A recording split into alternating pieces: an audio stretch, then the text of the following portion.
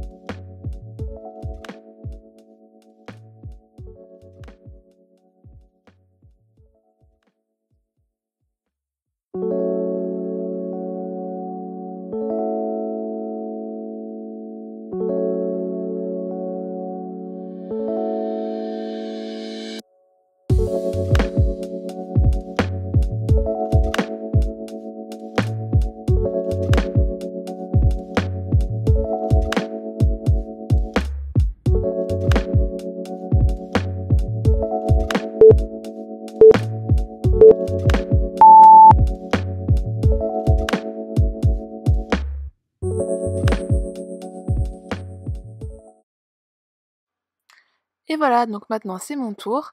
Alors j'ai pris la liberté de d'abord faire un fond avant de commencer avec mon fusain, pour pas que mon papier soit complètement vierge et qu'il soit déjà un tout petit peu saturé en matière. Donc là, je démarre mon dessin tranquillement, donc toujours le même principe, hein. Au début on démarre vraiment très très très flou. C'est pas la peine de chercher à faire de la précision au départ, parce que surtout quand on est au fusain, parce que voilà, au fusain, on va quand même pas mal passer les doigts, donc vaut mieux démarrer très très flou, et tout ce qui va être précision sera apporté plutôt vers la fin.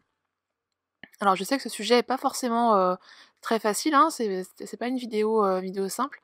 Alors il y a notamment la notion de donc la notion d'ellipse qui est pas forcément évidente.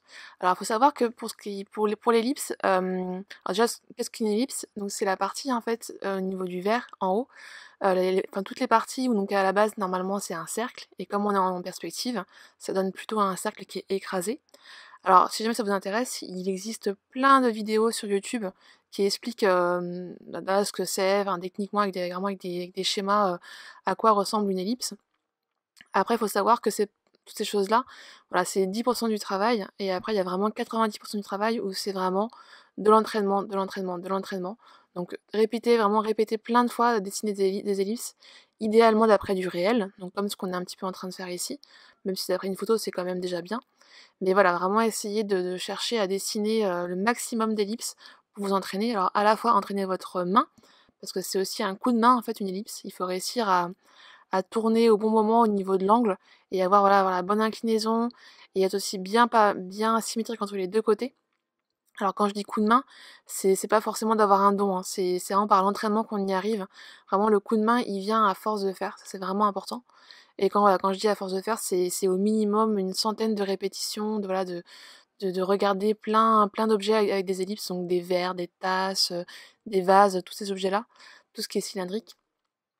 Et donc il y a à la fois ça, le coup de main, et aussi votre œil en fait. Il faut vraiment que votre œil arrive à bien voir les ellipses. Faut savoir que souvent au début, quand on est débutant, notre cerveau a un peu tendance à plutôt voir ça, vu du dessus. En fait, il remet tout à plat notre cerveau, et donc il va plutôt faire des ellipses qui vont être toutes remises à plat, on va dire, alors qu'en général, c'est quand même assez écrasé. Donc voilà, par rapport aux ellipses. Alors ici, donc là, je suis en train de commencer à apporter quelques petites touches de lumière, donc avec ma gomme Bispa. Donc je viens en fait l'écraser pour donner la forme que je souhaite, et pour après donc venir estomper les parties qui vont être des zones de lumière. Voilà, donc avant ça, j'ai aussi bien avancé, voilà, tout ce qui est valeur de mon verre. Donc vous voyez, c'est pas forcément encore très précis, hein, c'est encore très flou.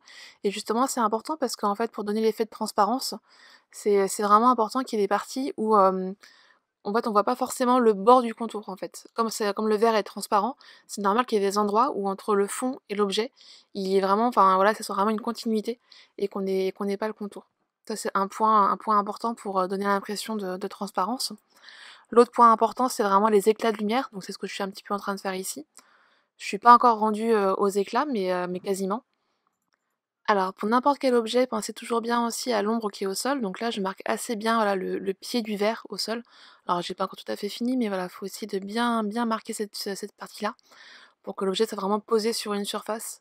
Ça, c'est vraiment important parce que si votre verre il n'a pas d'ombre au sol, ça va faire un objet qui flotte dans l'air. Donc voilà, toujours bien penser à bien marquer l'ombre au sol.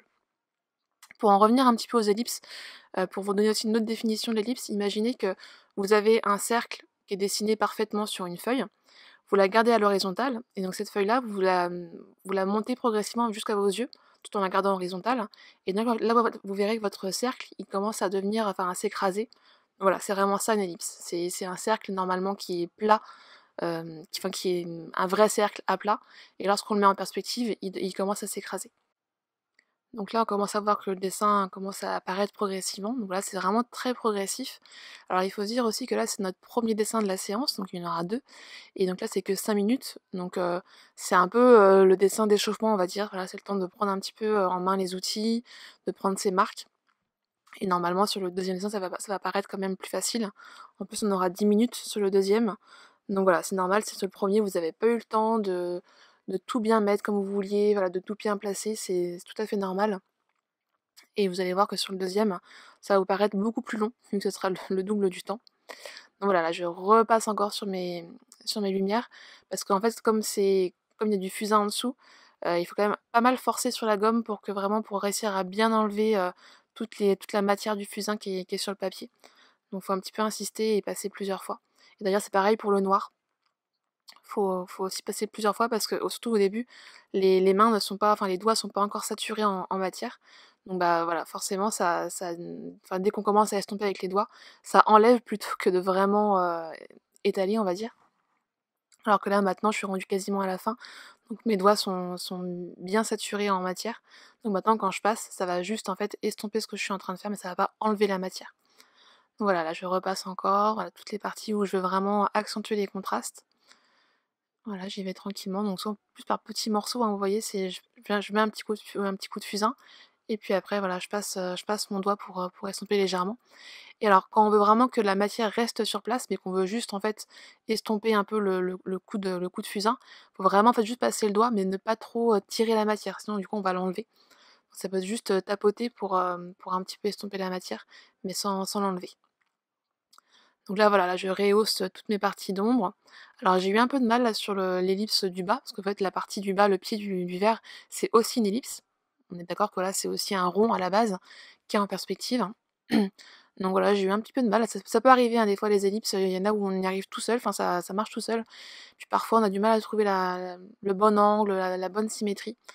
Donc voilà, c'est pas parfait, mais bon, c'est le premier, donc c'est un petit peu l'échauffement. Là, je cherche bien, voilà, à bien faire passer, on va dire, le fond à travers le verre. Il y a vraiment des parties où il y a pas le contour, où vraiment la valeur qui est derrière passe à travers le verre. Faut bien penser, voilà, la transparence, c'est assez logique, mais que je vais quand même le dire, c'est qu'on doit voir vraiment derrière le verre, le fond qui est derrière. Et donc là, c'est parti pour notre deuxième dessin. Alors d'ailleurs, par rapport aux valeurs, j'ai fait le choix de mettre les photos en valeur de gris. Donc ça veut dire qu'en fait, j'ai désaturé les photos sur ordinateur. Donc il faut bien faire la différence entre mettre en noir et blanc et désaturer les couleurs. Parce que souvent, les filtres noir et blanc sur les téléphones ou sur les ordinateurs, ils vont aussi modifier un petit peu enfin, tout ce qui est valeur. Donc c'est mieux de désaturer les couleurs pour avoir vraiment un vrai noir et blanc où on a juste en fait voilà, désaturé que les filtres qui souvent modifient aussi l'échelle de valeur. Donc voilà, c'était pour simplifier un peu, parce que comme le sujet est déjà pas forcément évident avec les ellipses, donc j'ai préféré vous simplifier un peu la vie en mettant les photos en noir enfin en, en valeur. Alors donc là ici je suis en train de commencer à faire apparaître mon verre, donc vraiment tranquillement, hein, voilà, j'y vais tranquille. En plus je sais que j'ai 10 minutes, donc je peux un peu plus prendre mon temps au début, notamment pour essayer de bien penser à avoir des bonnes proportions. Alors c'est vrai que le verre, c'est pas un objet qui est très, très compliqué en termes de proportions, mais mine de rien, si on fait, voilà, si on fait le pied, trop petit ou trop grand, bah, ça va faire un verre qui sera un peu déséquilibré. Donc il y a quand même un équilibre à, voilà, à avoir entre le pied, le ballon, pour avoir voilà, une belle harmonie de la forme. Même si c'est pas forcément le plus important dans l'exercice ici. C'est pas très grave si votre ballon est un peu plus gros ou un peu plus large. Enfin, voilà, c'est pas, on s'en rendra pas forcément bien compte. Mais c'est vrai que c'est quand même important d'avoir une belle harmonie. Là justement, je m'étais un peu trompée sur, voilà, sur l'ellipse du haut. Donc du coup, je l'ai relevé. J'avais commencé à faire l'ellipse un peu plus basse et je me suis rendu compte que ça faisait un verre qui était un peu trop écrasé. Donc j'ai remonté un peu l'ellipse. C'est l'avantage aussi du fusain, c'est qu'on peut facilement effacer. C'est-à-dire qu'en fait, pour effacer, on a juste à passer le doigt de manière un peu plus forte et du coup ça va beaucoup plus s'estomper et ça va enlever les traits qu'on a fait. Et comme ça on peut recommencer. Alors pas forcément à l'infini, parce qu'il y a un moment donné où le papier va commencer un peu à saturer et un peu à s'abîmer, mais on peut quand même pas mal effacer comme ça et reprendre. Donc c'est très pratique pour les débutants, c'est vraiment une technique qui est assez bien parce que c'est vrai on peut facilement essayer, enlever, en remettre, en enlever. Donc ça c'est plutôt agréable. Donc là pareil, là je commence à passer mes blancs. Alors j'ai aussi posé assez rapidement l'intersection entre le sol et le mur, on va dire, pour avoir un repère aussi par rapport à mon pied. Ça me permet d'avoir, voilà, un élément auquel me fier. Et puis c'est un élément qui apporte aussi un petit peu de dynamique, parce que si on avait que le vert et un fond complètement uniforme, ça serait un peu triste, quoi. Donc c'est vrai que cette ligne-là, elle casse un petit peu la composition et ça fait du bien. Et puis voilà, c'est aussi un très bon repère. Et en plus, ce trait-là, on va le voir aussi à travers le vert du pied. Et en fait, on verra que le trait, il va être déformé. Ça, c'est normal, en fait, le vert déforme les formes qu'il y a derrière. Donc ça permet vraiment de bien faire comprendre aussi que là encore, on est en transparence en faisant les déformations à travers le vert. Là, je ne l'ai pas encore fait, mais tout à l'heure, on le verra dans le pied. On va retrouver notre trait, mais déformé. Donc là, du coup, voilà, j'ai posé mes petits éclats de lumière. Là, je passe la lumière sur le pied. Et donc c'est à ce moment-là, normalement, où je vais aussi après donc placer le trait déformé. Voilà. Alors les petites marques que vous voyez en bas du dessin là, c'était pas voulu, hein, c'est mon téléphone, enfin mon appareil photo qui est tombé quand je filmais. Et donc ça a fait des marques, ça fait des marques aussi sur l'autre dessin à côté. Parce que là mon appareil est vraiment tout près, sur un tout petit trépied et c'est pas très stable. Donc voilà, c'est tombé, ça a fait des marques. Et ça me fait penser aussi de vous dire que, pensez bien à vous laver les mains avant de commencer le fusain et à pas mettre de crème sur les mains ou de choses grasses. Parce qu'en fait, voilà, le fusain, il va vraiment marquer tout ce qui va être petits défauts sur le papier. Donc s'il y a un petit peu de gras sur le papier ou sur vos mains, ça va vraiment en fait faire des traces sur votre dessin. Donc voilà, pensez bien à ça, à bien vous laver les mains et essayez de pas trop, surtout au début, à pas trop poser vos doigts sur le papier pour ne pas apporter de gras et qu'après, en fait, en posant le fusain, vous allez voir apparaître vos empreintes, en fait. Parce que comme ça sera un petit peu gras, voilà, le fusain va faire apparaître toutes les formes, donc comme des empreintes. Et donc là, c'était mon appareil photo qui est tombé. Et donc, en fait, ça se voyait pas forcément quand le papier était blanc. Et dès que j'ai passé le fusain, ça a fait apparaître justement les chocs de l'appareil qui est tombé. Donc, heu, donc voilà, faites attention à ça. Après là, quand c'est de l'entraînement, bon, c'est pas très grave, on s'en fiche quoi, mais si vous faites un beau dessin, un portrait au fusain, ça va être un petit peu embêtant s'il y a des grosses marques comme ça sur votre portrait. Donc là, je continue. Donc là, j'ai apporté mes petites lumières autour de mon pied. Là, j'apporte les parties plus sombres, les valeurs plus sombres. Alors là, l'avantage, c'est que comme on a beaucoup plus de temps, alors tout est relatif, hein, ça reste que 10 minutes, mais c'est vrai qu'on pourra beaucoup plus pousser le dessin par rapport à l'autre. D'ailleurs, tout à l'heure, vous verrez quand on verra les deux à côté, on se rend bien compte que le premier croquis est beaucoup plus clair, il y a très peu de contraste, alors que le deuxième, il va être beaucoup plus profond au niveau des contrastes. J'aurais vraiment eu le temps de bien repasser, de faire des belles profondeurs au niveau de mes valeurs. Donc ça, c'est intéressant. Et ça montre voilà, la différence entre un croquis en 5 minutes et un croquis en 10 minutes. Alors sachant que les 2 sont intéressants, hein, ça veut pas dire qu'en 10 minutes, c'est mieux qu'en 5 minutes. En fait, l'avantage du 5 minutes, c'est qu'on apprend à aller plus vite. C'est vraiment ça l'intérêt. Et le croquis en 10 minutes, on apprend à aller plus en profondeur et aussi à ne pas s'arrêter trop vite. Parce que parfois, on s'arrête trop vite sur un dessin. On dit: «Bah, c'est bon, j'ai fait mon dessin, j'ai mis mes valeurs, ça y est quoi, j'ai tout fait, c'est bon, c'est fini». Et en général, on pousse jamais assez loin, les notions donc de valeur, vraiment d'accentuer les contrastes, de faire vraiment des ombres qui soient bien foncées, des lumières qui soient bien claires, pour vraiment avoir un bel effet. Et donc souvent en dessin, ce qu'on fait, c'est qu'on va essayer même d'accentuer, on va exagérer ce qu'on voit en vrai, et on va apporter plus de contraste. C'est comme quand on modifie une photo, où souvent on accentue les contrastes pour donner plus de profondeur. En dessin, c'est pareil, on va vraiment faire comme un appareil photo, on va aussi nous-mêmes en fait accentuer les contrastes pour donner vraiment un effet plus dramatique à notre dessin. Et on aura quelque chose qui va aussi en fait plus capter les yeux de la personne qui va regarder votre dessin. Plus il y aura de contraste, plus elle aura envie d'aller voir votre dessin. Ça va vraiment attirer l'œil. Donc là voilà, je peaufine, donc j'ai vraiment le temps d'apporter plein de détails. Et alors pour ce verre-là, j'ai aussi ajouté un petit peu de liquide, contrairement au premier. Voilà, c'est pour apporter un petit peu plus de richesse aussi, puis un truc d'avoir un verre un peu vide, c'est un peu triste. Donc là, voilà, j'ai ajouté un liquide coloré. Alors c'est de la grenadine, hein, pour les personnes qui veulent savoir. Voilà, j'ai juste mis de la grenadine pour avoir vraiment quelque chose de coloré comme je voulais en fait. Donc, donc voilà, c'est un petit plus, hein, c'est pareil, c'est pas obligatoire, mais ça apporte un petit peu de vie aussi dans le croquis. Même si bon là on parle juste d'un seul objet, donc c'est vrai qu'on n'est pas sur une composition, ça reste vraiment une étude. Et voilà, ça apporte aussi la profondeur. Là on le voit, hein, je suis en train d'accentuer le liquide à l'intérieur, ça va vraiment apporter la profondeur. Voilà, je vais répéter, mais pensez bien par rapport à la transparence, il faut vraiment avoir plusieurs éléments importants. Donc, faut vraiment que la partie qui est derrière l'objet traverse l'objet. Donc, il faut qu'on voit, par exemple, là on est en noir et blanc, mais si on était en couleur, on verrait vraiment la couleur traverser le verre. Là, en fait, c'est les valeurs qu'on voit qui traversent. Et aussi, bah, par exemple, la ligne entre le sol et le mur qui traverse, donc qui est déformée par le verre. Et on voit bien qu'il y a le trait qui est là. Et donc voilà, bien penser que ça traverse, et donc il peut y avoir des parties où on voit pas les contours, et vraiment c'est la même valeur entre le vert et le fond.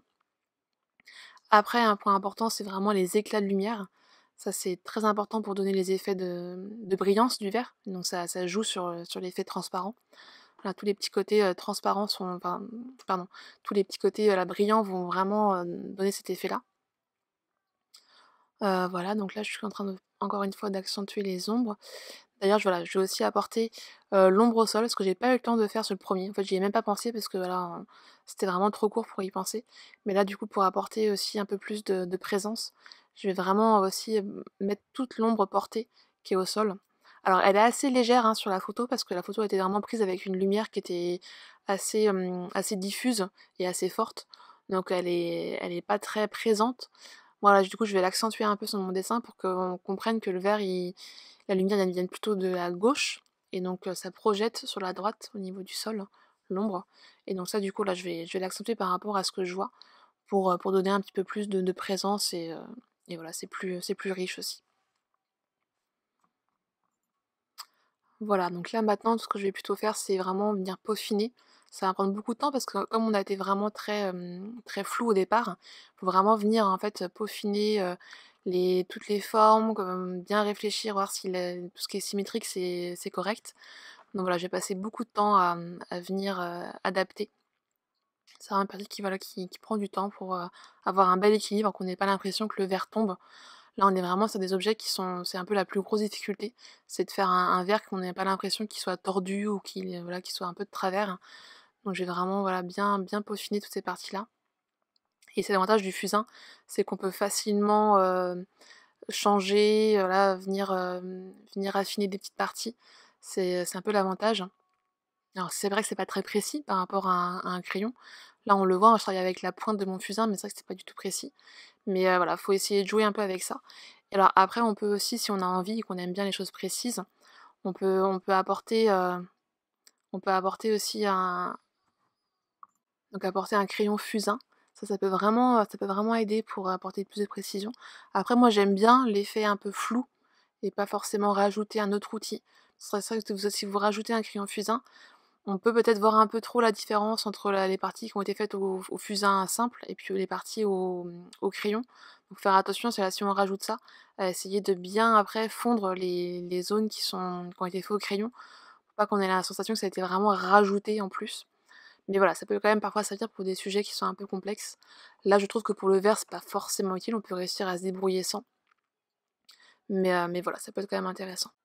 Donc là, j'ai quasiment fini, je suis en train de repasser en fait sur mes blancs pour les rendre un peu plus propres, parce que forcément le temps que j'ai fait toutes les autres précisions, ça a un petit peu sali mes blancs. Donc voilà, la vidéo est finie. J'espère que ça vous aura plu. N'hésitez pas donc à partager vraiment avec le hashtag rendez-vous croquis toutes vos réalisations.